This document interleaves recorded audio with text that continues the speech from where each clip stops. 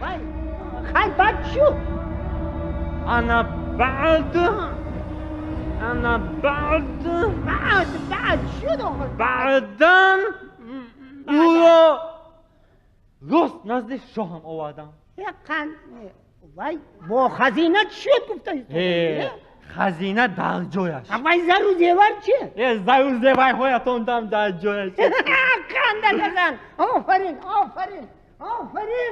من تو را بیهوده وزیر دست چپ و راست تعیین نکردم ها؟ تو نمیه؟ خب همین دزد قتال را زود نزد من بیاریتان. بچه‌شم یک حکمش را بخوانم آقا. بچه‌شم شاهم. زود کنی سربازان از پس من پیش روید. زود اکو بیاری. وای عجایب ها. این دزد لعنتی خیلی دزد بود است. با خزینه در آید و از خزینه براید و وای زر و زیور در جایش. قائل کنی ستاره شناس بگو که این چی سیری است؟ شاهم آهم ستاره ها نشان میدهند که هشتو ایستوا کن. هشتو زودتر بزانو. شاهم انا همون دزدی قتال را داشته آوردیم. انا اکنون شما حکمش را برآورید. همون نی؟ همون؟ انا همین.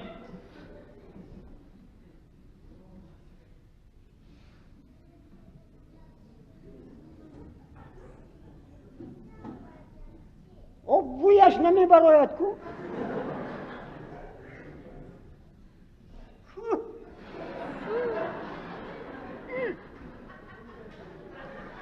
همون دزدی قتالی که خزینه چندین شاهان جهان را غارت کرده ای توی؟ بله شاهم. همون توی نی؟ دوز نشده مویا. خوب با یک چند سوالی من جواب میدی. فهمیدی؟ اگر جواب هایم درست برایم من تو را به نغزی بدار میکشم. اگر درست نبراید زده به زیر پای فیل هایم میپرتایم.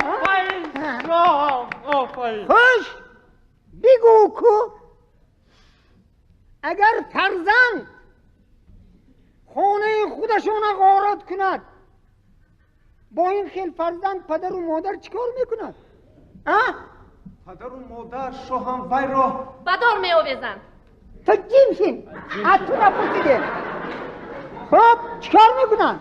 تنبیه میدهند شاهم. آفرین من اگر شخصی همیان شخصی دیگر را کوبدو همیانش را بردارد با وی چیکار میکنن؟ من گویم شاهم من گویم او 10 مرتبه. تو جیمشین تو نپرسیدم که کنی گپ زن با وی چیکار میکنن؟ دستش را میبرند. انا میفهمید است. خب دزدی که بنیتی دزدی به خزینه شاه میدراید با وی چیکار میکنن؟ کشتن در کار.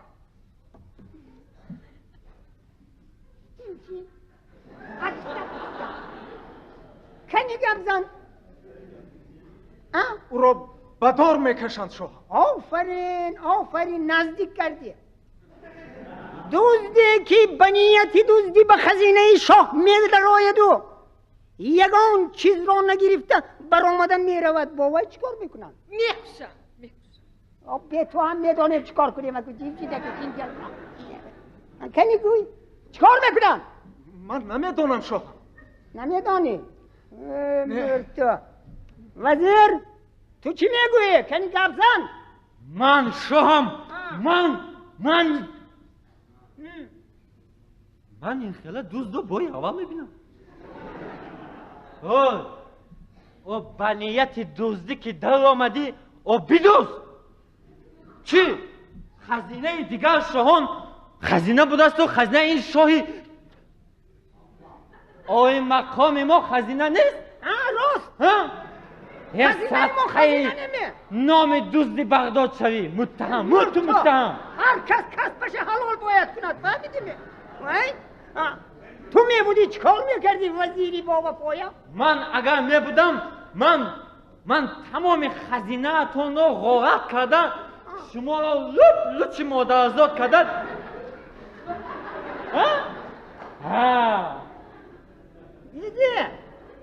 دیدی چه کارش حلال بکند فهمیده خب حکم ما همین حکم ما این دزدی بغداده که کی؟ به خزینه ما در آمده به خزینه ما ناحرمتی کرده برآمده رفته است 10 مراتب بدار کشیده شود آفرین شام آفرین بردارید برید بدار شاهم کشید سخنی آخرین فایده ندارد شاهم سخنی آخرین چکار میکنی اکو تو یک کشتنی بود از میبرن که شاهم سخنی آخرین اوی چیه می یگان سخن گوید می یا ستاره شناس کنی گفتم شاهم ستاره ها نشان میدن که ستاره ها امروز به گفت شما کار میکنن من گفتی من شاهم ستاره ها میگویند که قانون هست همین قانون خودم برآورده بودم فراموش کردیم مالک بیاید اکو یک سخن تیم نزدیکتر بیا مر گپت زن اکو پیش از مردنت گپت زن شاهم من در حقیقت هم دزدم دوست نشده مرد شاه دزدانم شاه دوست این کسب به من از پدر و باباهایم میراث مانده است موت میراث خود پدر بابا دست برد ماند سالهای سال در آرزوی غارت کردنی خزینه شما بودم شاهم به آرزویت نرسیدم مویی کشتن در کن و نهایت وقت و ساعت موافق را معین کرده پاسبانها را به غفلت ماننده جانبی انیخترش داخل خزینه شدم انیخترش بعد چی شد؟ او تنگه و طلا او سیم و زر خزینه شما را دیده شاهم انگشت حیرت گزیدم نباشد انگشت حیرت نگزیده چیه میگزیده؟ چی میگه؟ وقتا که خورجینم را از زر و زیور پر میکردم با دستم چیزی افتاد که با آن سیم و زر مانند نبود وای بوی نمیکرد اگر الماس گویم با الماس مانند نیست زر و زیور گویم با زر و زیور مانند نیست بویش چخیل بود بویش بوی نکشیدم و زیر دندان کردم اشتهاش نبوده است یک مزه شور را حس کردم وزیر لبا خزینه یکان پیشت ندر آمده بود نه شاهم بغیر از خودم دیگه از هیچ کس خب دوامش نمک بوده است نمک بود نمک دایم خوب بعد گفتم در دل شب با علم این نمک بوده است گفتم زر لب خدایا خداوندا گفتم نمک شاهنشاه را چشیدم این از روی عدل و انصاف نیست که خزینه شاهنشاه را به یک ما برم زیرا نمک کور میکند هم کور میکند هم کار چند کس کور کدگی نمکی من چند کس کور کدگی کار هم میکند نصیب باشه با دستی خالی به بیرون برآمدم وزیر را دیدم در زیر بوته نشسته است و از چیز ترسیدگی باشد که مثل برگی بید تر تر میلرزید. خیر بعد او را آرام کردم و اصلی واقعه را نقل کردم. اینک من در نزد شما هم شاهم و انتظار حکم شما.